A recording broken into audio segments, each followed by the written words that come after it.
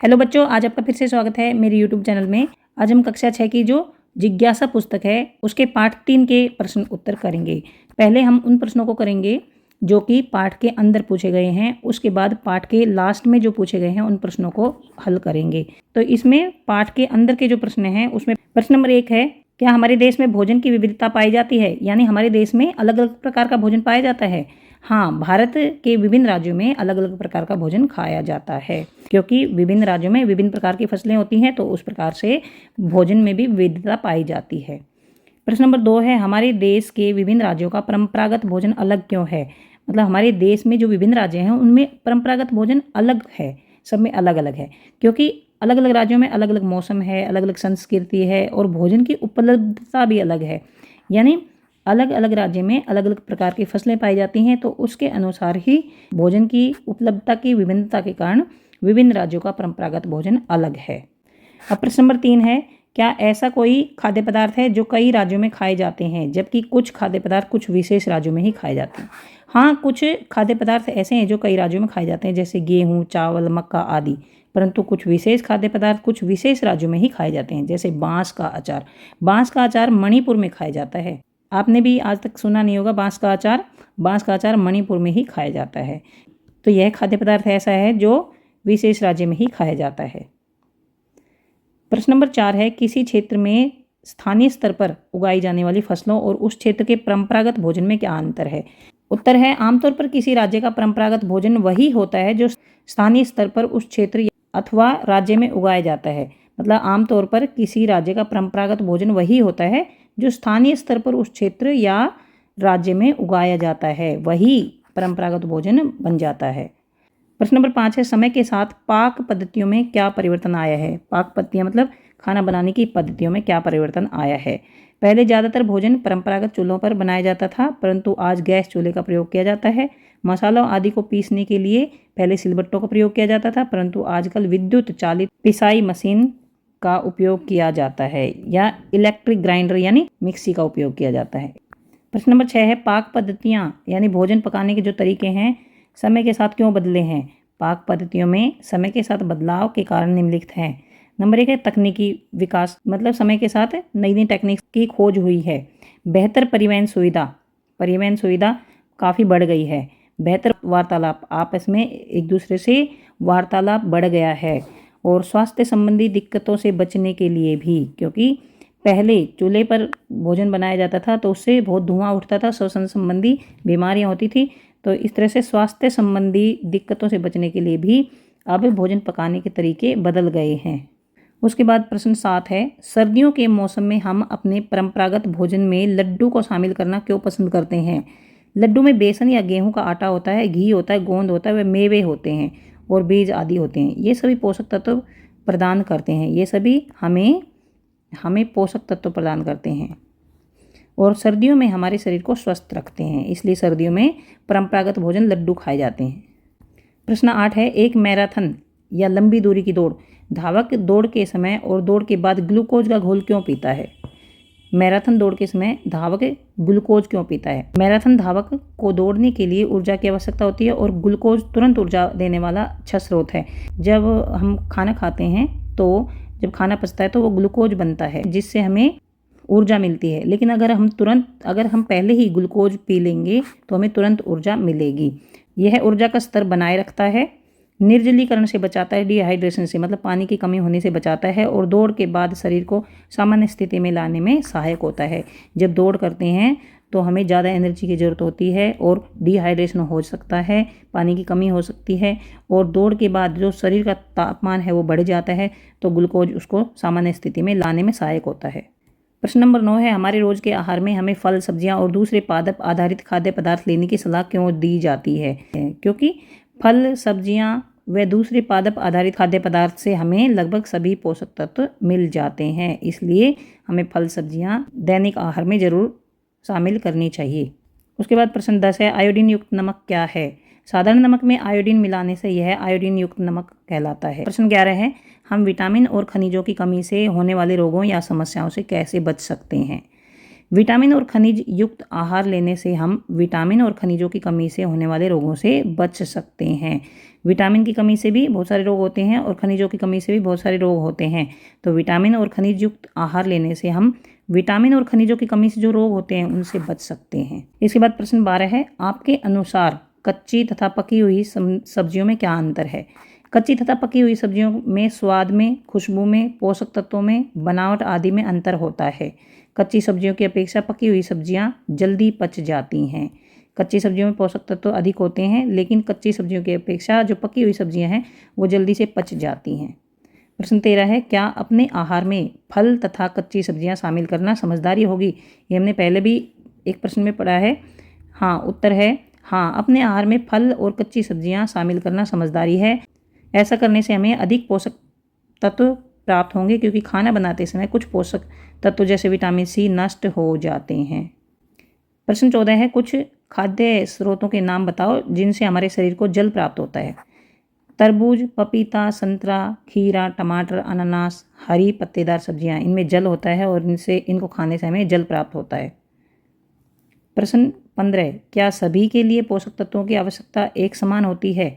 नहीं, सभी के लिए पोषक तत्वों की आवश्यकता एक समान नहीं होती है। यह उम्र, लिंग, काम करने की प्रकृति, कोई व्यक्ति किस प्रकार का काम करता है उस पर निर्भर करता है, शारीरिक गतिविधियों पर निर्भर करता है और स्वास्थ्य की स्थिति और जीवन शैली आदि पर निर्भर करता है कि किसको कितने पोषक तत्वों की आवश्यकता है।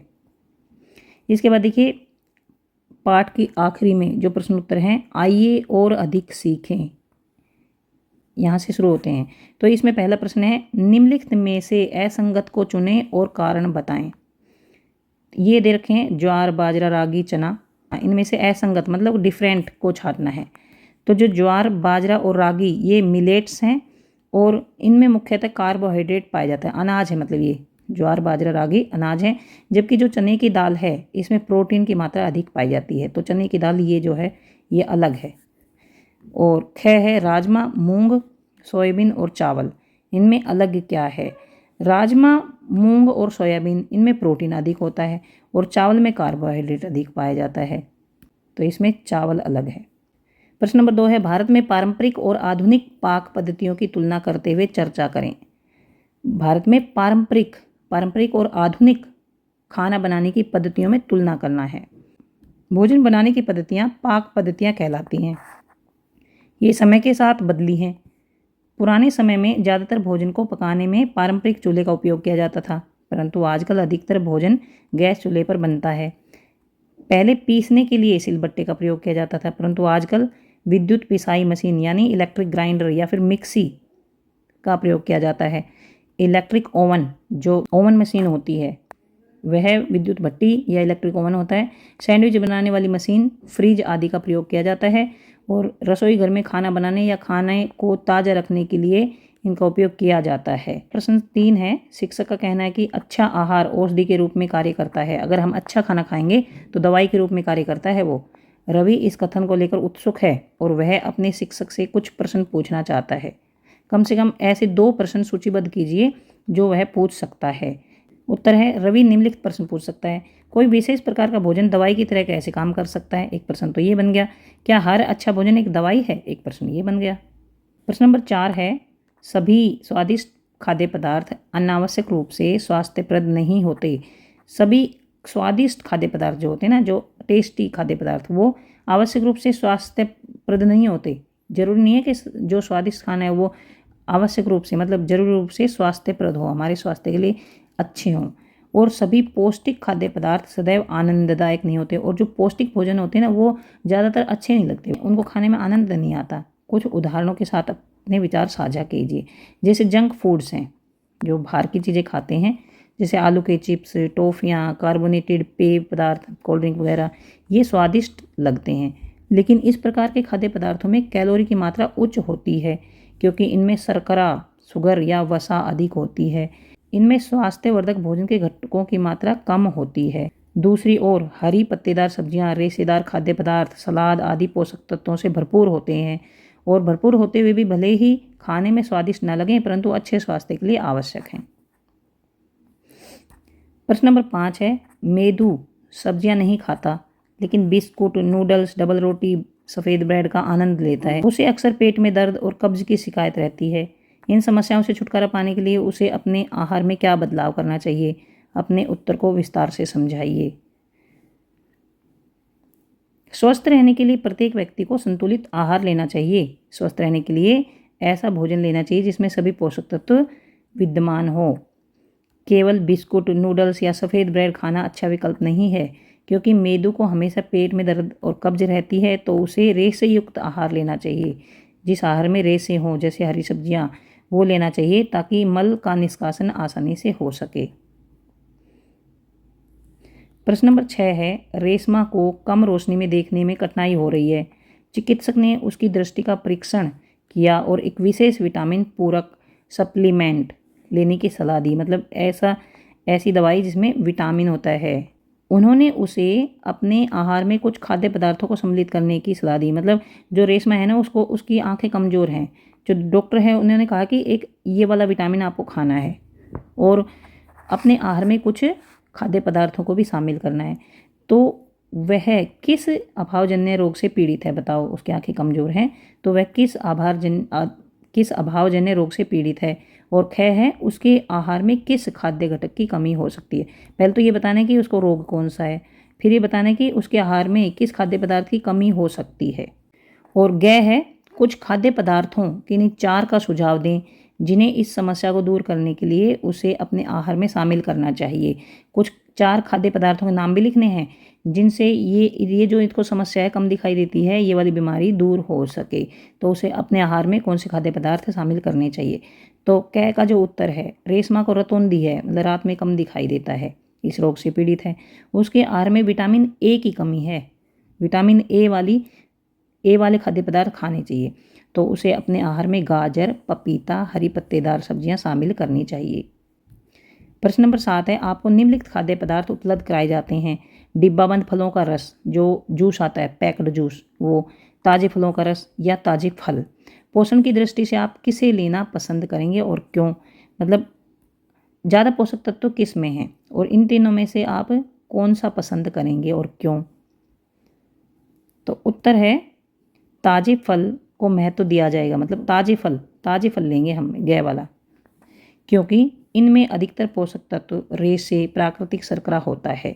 इसमें अधिकतर पोषक तत्व होते हैं, रेशेदार होता है ये, और प्राकृतिक शुगर होता है। प्राकृतिक जो प्रकृति से मिलता है वो हानिकारक नहीं होता है। इनमें अतिरिक्त शर्करा और परिरक्षक भी नहीं होंगे जो प्राय डिब्बाबंद या संसाधित जूस में होते हैं। इनमें एक्स्ट्रा शुगर या परिरक्षक केमिकल्स जो होते हैं वो भी नहीं होते, जो कि डिब्बाबंद या संसाधित जूस में होते हैं। डिब्बाबंद जूस में कृत्रिम खुशबू भी मिलाई जाती है जो स्वास्थ्य के लिए अच्छी नहीं होती है। इसलिए हमें फ्रेश जूस ही पीना चाहिए, ताज़ा जूस। प्रश्न 8 है, गौरव के पैर की हड्डी टूट गई। उसके चिकित्सक ने हड्डियों को सीधा किया और प्लास्टर लगा दिया। चिकित्सक ने उसे कैल्शियम की गोली भी दी। जब वह दूसरी बार दिखाने गया तब चिकित्सक ने उसे कैल्शियम की गोली के साथ विटामिन डी युक्त सिरप भी पीने के लिए दिया। पाठ्यपुस्तक के चित्र 3.5 का संदर्भ लें और निम्नलिखित प्रश्नों के उत्तर दें। पहले तो उसने कैल्शियम की गोली दी और दोबारा कैल्शियम के साथ विटामिन डी का सिरप भी दिया। तो चिकित्सक ने गौरव को कैल्शियम की दवाई क्यों दी? चिकित्सक ने गौरव को कैल्शियम की गोली क्यों दी? प्रश्न दूसरा है, दूसरी बार देखने पर चिकित्सक ने उसे कैल्शियम की गोली के साथ विटामिन डी का सिरप भी क्यों दिया? तीसरा है, चिकित्सक द्वारा दी जाने वाली दवाइयों के चयन के बारे में आपके मन में क्या सवाल उठता है कि चिकित्सक ने ये वाली दवाइयाँ क्यों दी? तो चिकित्सक ने गौरव को कैल्शियम की गोली क्यों दी? तो इसका उत्तर है, डॉक्टर ने गौरव को कैल्शियम की गोलियां दी क्योंकि कैल्शियम हड्डियों के स्वास्थ्य के लिए अच्छा होता है और हड्डियों को मजबूत बनाता है। अब दूसरा है कि कैल्शियम के साथ विटामिन डी का सिरप भी क्यों दिया? तो दूसरी बार देखने पर डॉक्टर ने उसे कैल्शियम की गोली के साथ विटामिन डी का सिरप भी दिया क्योंकि कैल्शियम के अवशोषण के लिए विटामिन डी की आवश्यकता होती है। शरीर जब कैल्शियम को अवशोषित करता है तो उसमें विटामिन डी की भी आवश्यकता होती है, तो इसलिए विटामिन डी का भी सिरप दिया। और तीसरा है कि डॉक्टर ने जो दवाइयाँ दी उसको देखकर आपके मन में क्या सवाल उठता है कि ये दवाइयाँ क्यों दी? डॉक्टर ने कैल्शियम की गोली के साथ विटामिन सिरप क्यों दिया, ये है प्रश्न। और ग है, चिकित्सक द्वारा दी जाने वाली दवाओं के चयन के बारे में आपके मन में क्या सवाल उठता है? चिकित्सक ने जो दवाई दी तो उनके बारे में आपके मन में जो सवाल उठता है वो लिखना है। तो डॉक्टर ने कैल्शियम की गोली के साथ विटामिन डी का सिरप क्यों दिया, यह सवाल उठता है। प्रश्न 9 है, चीनी कार्बोहाइड्रेट का एक उदाहरण है।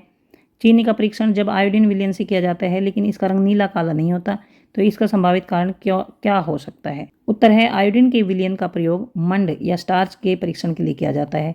मंड एक जटिल कार्बोहाइड्रेट है। आयोडीन का विलयन सामान्य शर्करा जैसे ग्लूकोज का परीक्षण नहीं करता। ग्लूकोज एक साधारण कार्बोहाइड्रेट है। जो मंड होता है वो जटिल कार्बोहाइड्रेट है, लेकिन ग्लूकोज एक साधारण कार्बोहाइड्रेट है, इसलिए ग्लूकोज के परीक्षण के लिए आयोडीन का परीक्षण नहीं किया जाता। प्रश्न नंबर 10 है, आम रमन के इस कथन के बारे में क्या सोचते हैं। यहाँ पर आप है, आप रमन के इस कथन के बारे में क्या सोचते हैं। सभी मंड कार्बोहाइड्रेट हैं लेकिन सभी कार्बोहाइड्रेट मंड नहीं है। अभी देखिए हमने पिछले वाले उत्तर में पढ़ा था कि जो ग्लूकोज है वो कार्बोहाइड्रेट है लेकिन सभी कार्बोहाइड्रेट मंड नहीं है। अपने उत्तर की जांच करने के लिए किसी क्रियाकलाप की योजना का वर्णन करें। रमन का कथन सही है। उत्तर है, रमन का कथन सही है और निम्नलिखित प्रकार से समझा जा सकता है। स्टार्च और शर्करा दोनों कार्बोहाइड्रेट होते हैं। स्टार्च और शर्करा दोनों कार्बोहाइड्रेट होते हैं। इन दोनों में अंतर यह है कि स्टार्च एक जटिल कार्बोहाइड्रेट है। जो स्टार्च है वो एक जटिल कार्बोहाइड्रेट है, जबकि शर्करा एक साधारण कार्बोहाइड्रेट है। जब ऐसा भोजन जिसमें स्टार्च हो में आयोडीन का घोल मिलाया जाता है तो आयोडीन का विलयन का रंग नीला काला हो जाता है। आयोडीन का रंग ऑरेंज कलर का होता है, लेकिन जब इसमें मंड में मिलाया जाता है तो उसका रंग नीला काला हो जाता है। आयोडीन विलयन के रंग का नीला काला होना खाद्य पदार्थ में स्टार्च की उपस्थिति सुनिश्चित करता है। परंतु जो शर्करा होता है, शर्करा कार्बोहाइड्रेट होने के बावजूद आयोडीन के विलयन का रंग नहीं बदलता। अतः सभी मंड या स्टार्च कार्बोहाइड्रेट है लेकिन सभी कार्बोहाइड्रेट मंड नहीं है। प्रश्न 11 है, प्रयोगशाला में आयोडीन का प्रयोग करते समय आयोडीन की कुछ बूंदें मिष्टी के मोजे तथा उसकी शिक्षिका की साड़ी पर गिरी। साड़ी पर आयोडीन की बूंदें नीली काली हो गई जबकि मोजे पर आयोडीन का रंग नहीं बदला। इसका संभावित कारण क्या हो सकता है। साड़ी पर कोई ऐसा भोजन गिरा हो सकता है जिसमें स्टार्च हो, या फिर साड़ी के कपड़े में भी स्टार्च हो सकता है। साड़ी के कपड़े में भी ऐसा प्राकृतिक रेशा हो सकता है जो आयोडीन के घोल के साथ अभिक्रिया कर सकता है, जबकि मोजे कृत्रिम रेशे से बने होते हैं। जो उसके जुराब हैं वो कृत्रिम रेशे से बने होते हैं और जिसमें स्टार्च नहीं होता है। अतः मोजे पर आयोडीन का रंग नहीं बदलता है। प्रश्न 12 है, कदन को एक स्वास्थ्यप्रद आहार क्यों माना जाता है। क्या केवल कदन खाने से शरीर की पोषण संबंधी सभी आवश्यकताएं पूरी हो सकती हैं। चर्चा करें। कदन जो मिलेट्स होते हैं, अनाज जो होते हैं, इनमें भरपूर मात्रा में कार्बोहाइड्रेट होता है, प्रोटीन होता है, विटामिन और आहारी रेशे भी पाए जाते हैं, जिनके कारण ये स्वास्थ्यवर्धक भोजन का एक विकल्प है। परंतु सभी पोषक तत्वों की जरूरत के लिए केवल कदनों का सेवन सही नहीं है, क्योंकि कदन संपूर्ण पोषक तत्व प्रदान नहीं कर सकते। प्रश्न 13 है, आपको विलयन का एक नमूना दिया गया है। इसमें आयोडीन विलयन होने की संभावना की जांच किस प्रकार करेंगे। मतलब एक विलयन का नमूना दिया गया है तो इसमें आप इसके आयोडीन विलयन होने की संभावना कैसे जांच करेंगे कि ये आयोडीन विलयन हो सकता है। कोई ऐसा भोजन जैसे आलू या उबला हुआ चावल लेंगे जिसमें स्टार्च हो। दिए गए विलयन के नमूने की कुछ बूंदें स्टार्च वाले खाद्य पदार्थ में मिलाएंगे। यदि नमूने के विलयन का रंग नीला काला हो जाता है तो दिया गया विलयन का नमूना आयोडीन का है। तो यहाँ तक देखिए प्रश्नोत्तर खत्म होते हैं। जो पाठ के अंदर के प्रश्नोत्तर पहले कवर किए हैं और पाठ के लास्ट के प्रश्नोत्तर बाद में कवर किए हैं। जो भी आपके टीचर कहें, अगर पाठ के अंदर के प्रश्नोत्तर लिखने हैं वो लिख सकते हैं, और सिर्फ पाठ के बिल्कुल लास्ट वाले प्रश्न लिखने हैं वो भी लिख सकते हैं। मैंने दोनों ही इस वीडियो में कवर कर लिए हैं। जैसे आपके अध्यापक या अध्यापिका कहें उस हिसाब से आप इन प्रश्नों के उत्तर लिख सकते हैं कि कौन से प्रश्न करने हैं। तो यहाँ तक ये प्रश्नोत्तर खत्म होते हैं, पूरे पाठ के प्रश्नोत्तर खत्म होते हैं, और अगले वीडियो में हम अगले पाठ के प्रश्नोत्तर करेंगे। अगर आपको समझ आ गए हैं प्लीज़ चैनल को सब्सक्राइब करें, अपने दोस्तों को शेयर करें, लाइक करें। कुछ समझ नहीं आए तो कमेंट बॉक्स में लिखकर पूछ सकते हैं। Thanks for watching.